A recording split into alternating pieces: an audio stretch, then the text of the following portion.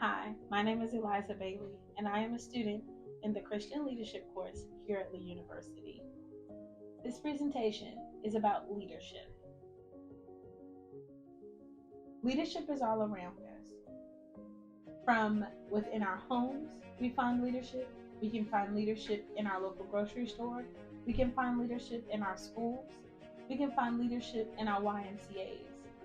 And some may even say police are leaders, right? We also can find leadership in our government. We are supposed to find leadership in our churches. Most of us think that the pastor is the only leader in the church. Would you think that maybe even the ushers are leaders? Leadership is important because it helps us to move forward. It helps us to care for God's people. It helps us to direct our society. And leaders help us to continue to thrive. Without leaders, our world can be thrown back into chaos. Without effective leaders, there is so much mischief that could happen just from a person thinking they're doing well in their head, but not actually effectively leading a person. As a leader, you have the potential to have someone do amazing things. You can bring out the very best in people, or you can literally turn a person into a thief or a murderer. Leaders have the power to affect a person's mind, a person's self-esteem, a person's whole being. And without effective leaders, we can really see our society decline.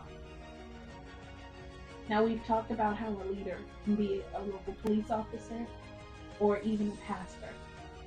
We've talked about how a leader has the power to create the next president or create the next murderer or thief. With all that being said, there really is no difference between being a leader in the secular world and being a leader in the Christian world.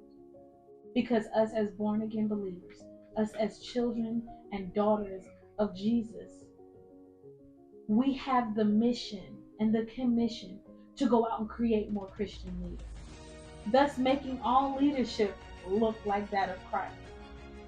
See, where we fall short is we like to create and keep our leadership growing in the house of God and not going out into the world and sharing what we know. That is where we fail the community. That is where we miss out on the great opportunity of being like Jesus, who went out and called the adulterer, who called the murderer, and who called the person who was cast out. And he gave them a second chance. He gave them the tools to be an effective leader.